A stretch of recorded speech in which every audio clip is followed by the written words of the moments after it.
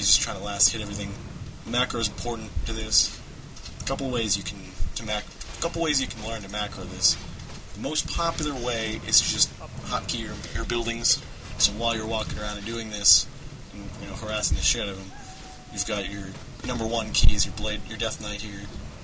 Say maybe your number 3 keys, your Crypt. Start building units while you're harassing with your Crypt.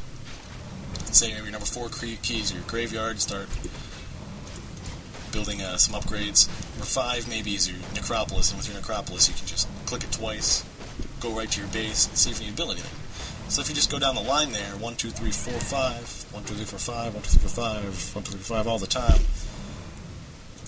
you'll never really forget anything, and you'll be able to go pretty quick. It takes some practice, but it's a very efficient way of doing things. Now, going back to Scott's base quick, as you can see, he's got it perfectly blocked now. He's got the ziggurat up, and he's got a Nerubian tower up since we last looked. Nerubian tower is important. You gotta make sure you put that up either before you tech or a little after you tech, because that's your only defense that you've got at this point in the game. That's all the defense you've got. If you don't have that up, you're gonna get screwed out. And you're gonna see right here why you need to have that up. Stops Blade Master without this Frost Tower. Without the Frost Tower, Stop Blade Master would have gotten this Death Knight kill. That Death Knight kill would have been possible with that blade, without the Frost Tower. And it's still pretty possible. Death Knight is not looking healthy right now.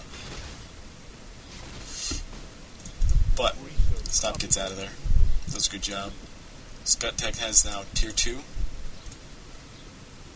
Now, like I said earlier, Scott actually learned the hard way that you gotta make sure your low HP buildings are towards the back. He's gonna build his, when is he gonna build it? Probably very soon. Anyway, he started up his Black Citadel. I'm not sure when he's building this Sacrificial Pit, but he's gonna build it towards the front, and it's gonna get cancelled by the Orc. Bad position to build it. He rebuilds it towards the back, and it's a perfect spot. You'll see that in just a second.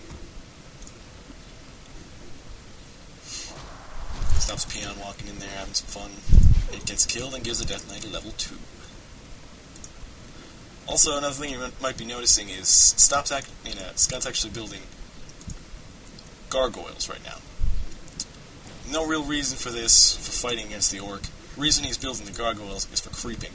He wants the gargoyles to creep these red drakes, and that's the only reason. That's the only reason why he's building the gargoyles.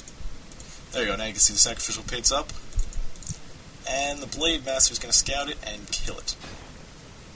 This is bad. You need the Sacrificial Pit up before we finish Tier 3.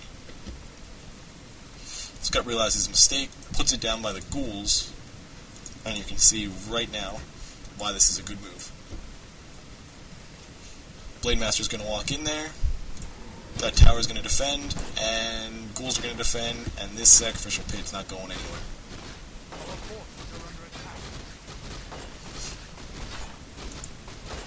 Does a great job. And that Blade Master, he might have been able to get the kill, but it would have been way too close. And as you see the Death Knight right now, if you go back to the Death Knight, he's got a couple important items on himself. When he bought the hero, he made sure to pick up a Rod of Necromancy and a Dust of Appearance. These are two most important items to pick up right when you build your hero. Rod of Necromancy is the best item in the in the undead shop. The reason it's so good is because you can summon 2 free ghouls off of a corpse. Skeleton's a little less HP than a ghoul, but a little more damage. And that's incredibly good for creeping, of course. So you can just start creeping things with 2 free ghouls. You don't even need to bring any ghouls out. You've got 2 free ghouls, and the other one's going to sit back in your base. Does a great job. He's also got his Lich out, and first thing he did with the Lich was to put on Frost Armor. Frost Armor is the most important ability to the strategy he's doing. And the strategy he's doing is Mass Frostworms. You're going to see very shortly why this is such an important ability to the strategy.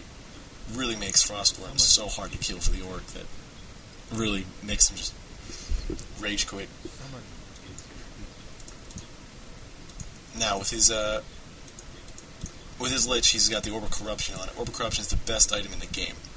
Not only does it add 5 extra damage and make you attack air, which no one ever uses it for attacking air, the reason why it's so good is because it reduces armor for 5 seconds. Also, the actual Lich's attack is it reduces before the Lich's attack hits.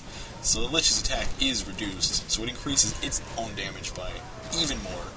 Everything else that's attacking it gets more damage increased because of the reduced armor. And it's absolutely ridiculous of an item. The other item, which I forgot to talk about, is the Dust of Appearance. Really, Scott doesn't really show off the Dust of Appearances, the strengths of that, in this replay so much, so I'm not really talking too much about it. But basically, the idea of the Dust of Appearance is when you're creeping, the Blade Master is going to walk around and try to get the last hit on all your buildings, or all your creeps.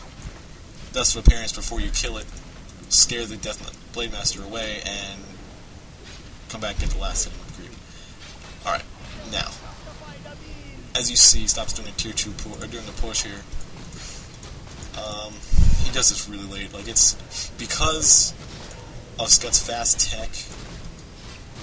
This hit is not what it's supposed to be. This hit is supposed to be just a normal tier 2 push. But with that fast tech, it really screwed Stop up here. But that's okay. It's okay. You can still win very easily from this. The bane of this strategy is a tier 2 push, just like this. It's got just completely out of micros. That's all it really is. This guy just does an incredible job of keeping holding this off. And once this Frost runs out, this is game, basically.